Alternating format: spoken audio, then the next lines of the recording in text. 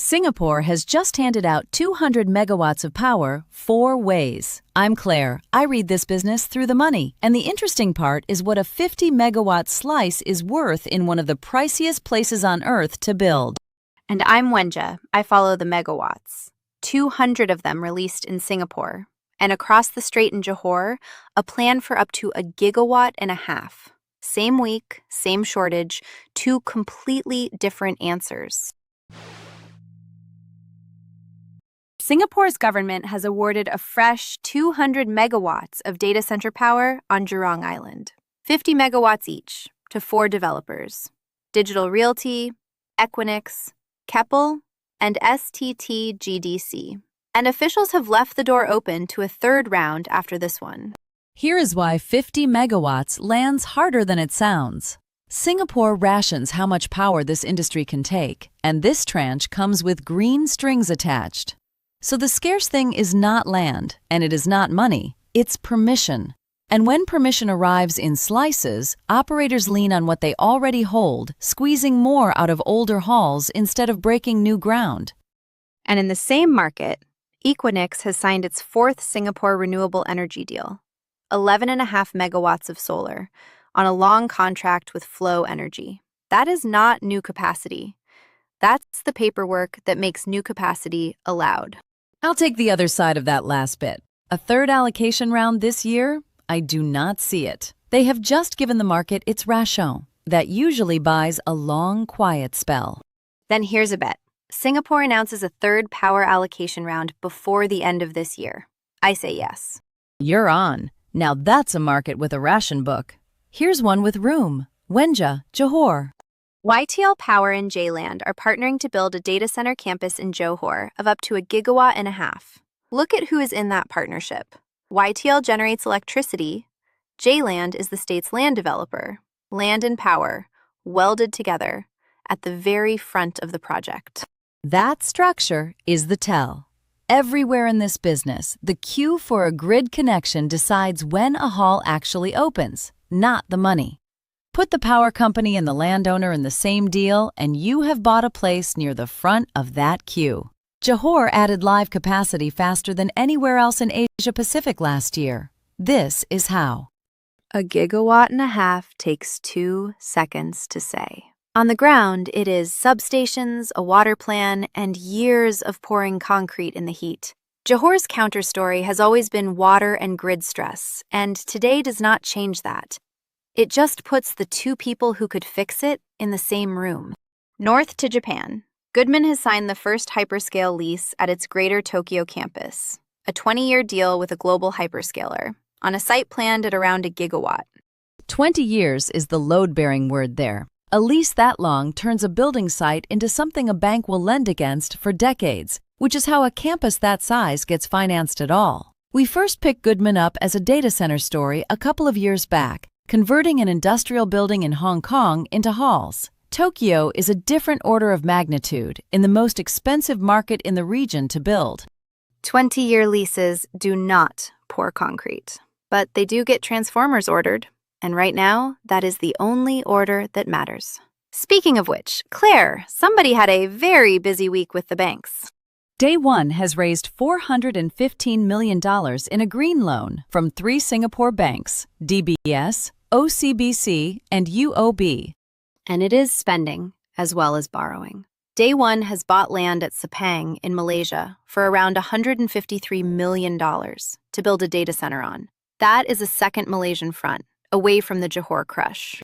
3 local banks, 1 green-labeled loan, and land bought outright, all inside a week. That is an operator funding in this region and spending in this region. And the green label is not decoration. The power new campuses get offered increasingly comes with conditions attached, so the lending is starting to mirror the licensing. Same operator, same week, completely different building.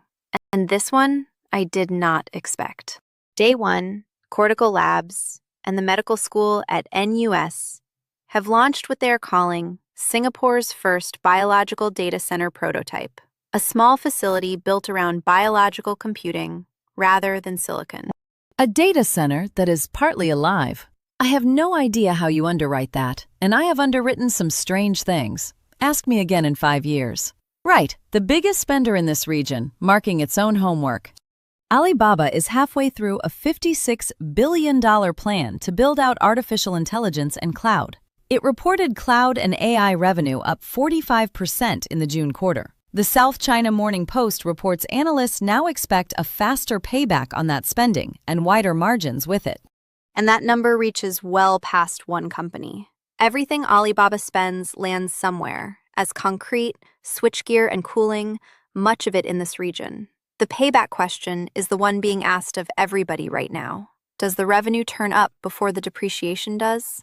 That is the question I sit with. Not whether anyone wants the compute. That is settled. The orders are real and mostly cannot be filled. It's whether an industry spending like a power utility can carry the timing. Spend now, earn later, and the gap in between is where the risk actually lives.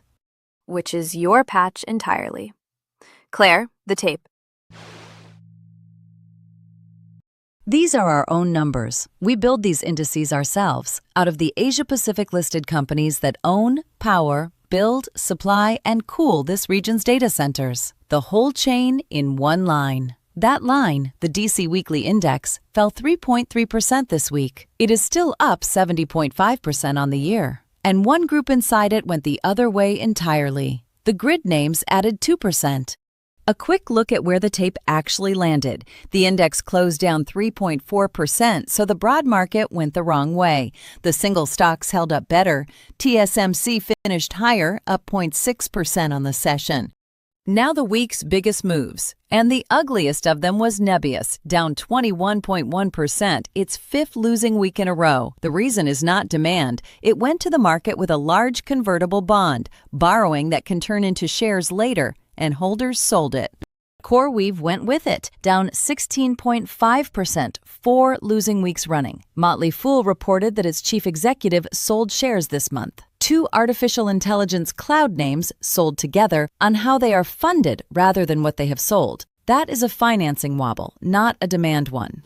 And in Japan, Ebara, one of the names in our power group, fell 16%. There is no reported explanation for that one. The market repriced it, and we do not yet know why. When that is the honest answer, we give it.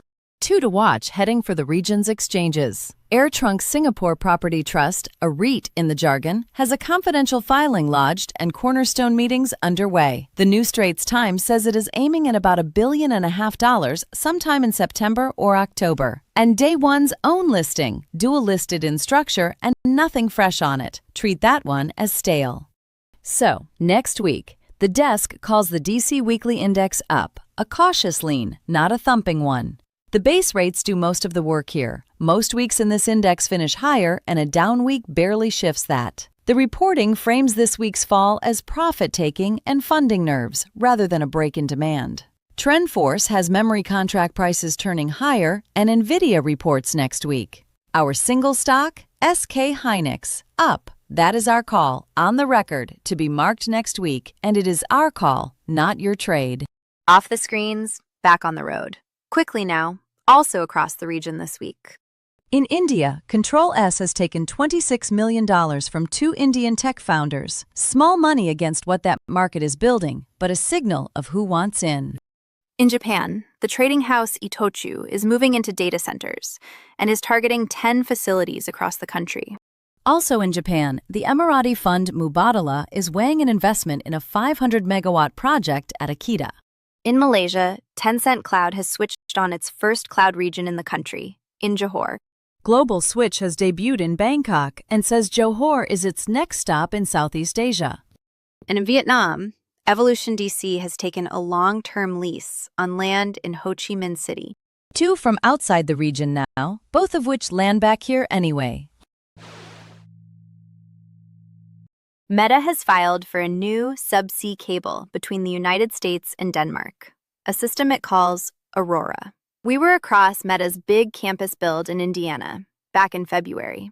A cable like this is the other half of that same machine, because the buildings are useless without the pipes between them. The same specialist ships and crews serve this region too, and they are not idle. And Bloomberg reports the AI lab Anthropic has hired Amir Salek, a founder of Google's custom chip program, as it lays the groundwork for making its own semiconductors, with an in-house chip team now taking shape. Here is why that is an Asia-Pacific story. Custom silicon means Taiwanese fabs and Korean memory. Every lab that designs its own chip becomes a customer of this region, whether or not it ever builds a building here. Home to finish. 200 megawatts released in Singapore, up to 1.5 gigawatts planned in Johor, 20 years signed in Tokyo.